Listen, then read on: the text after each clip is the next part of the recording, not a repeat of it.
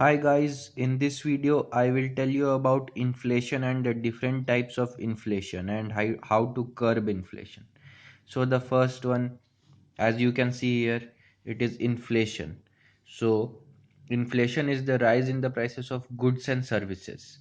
That is what is called inflation. It is the rise in the commodities, in the rise in the prices of all the commodities.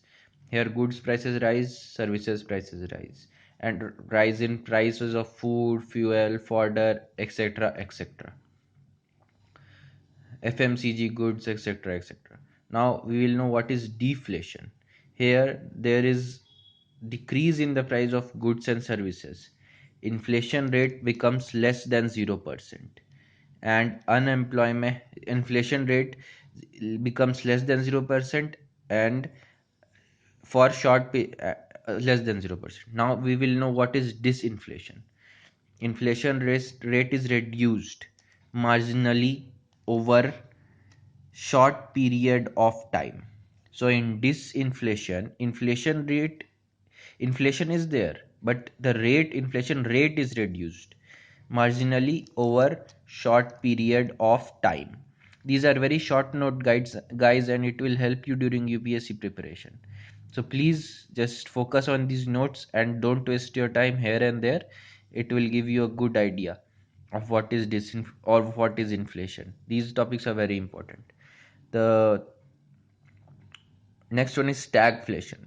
This is a result of a stagnant economy. Inflation is still there, and unemployment is also there, and there is inflation, high inflation, stagnant economy, and unemployment, and there is a decline in GDP. So this is known as stagflation. Then there is reflation, pumping money or reducing tax. So in the reflation, the government, it is a recovery phase in which the government pumps money into the market so that the demand increases, or reduces tax on the product so that the demand increases. It is the first phase of recovery after an inflation. So, and now we will know about the Phillips curve. This is not cure, this is Phillips curve. So Phillips curve is a type of curve which is in which employment is directly proportional to inflation. As the employment will rise, the inflation will rise, because people will have more dispensable income in their hand. So as employment will rise, inflation will also rise. Now we'll know about creeping inflation. If the rate of inflation is less than equal to 3% per annum, it is known as creeping inflation. That is, inflation is there, but it is not very high. The rate is not very high, and it is tolerable. Then there is walking inflation, in which the rate of inflation is 3 to 10% per annum. Then there is running inflation, in which the rate of inflation is 10% to 20% per annum. From here the problems start.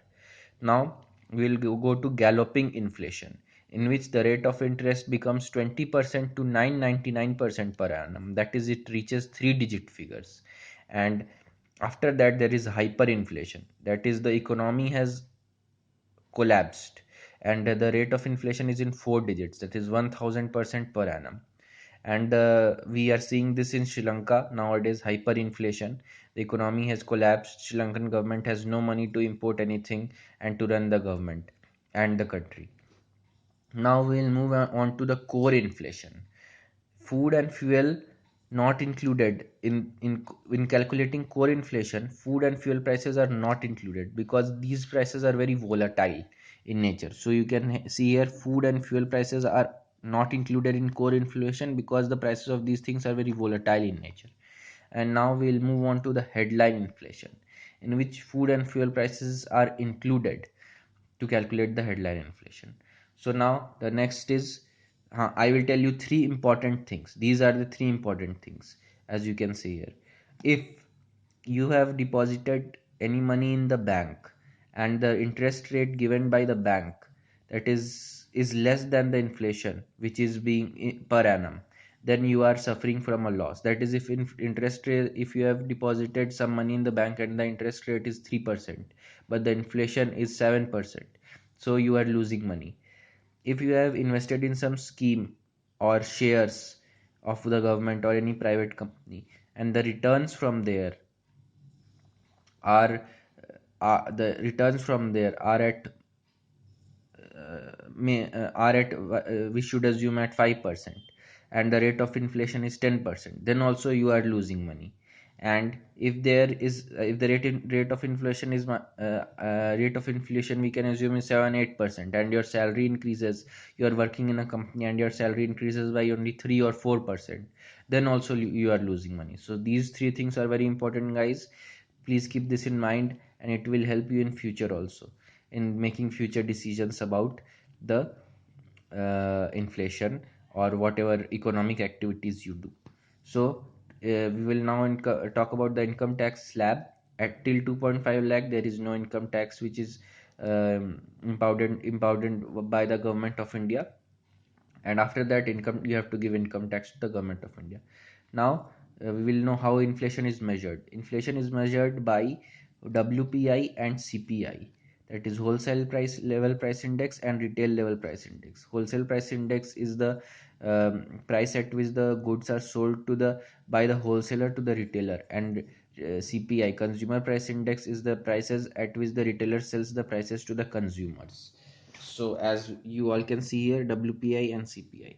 Now we will know uh, uh, which means WPI is CPI is calculated by the Ministry of SPI, and WPI is calculated by the Ministry of CADI and organize and economic advisor.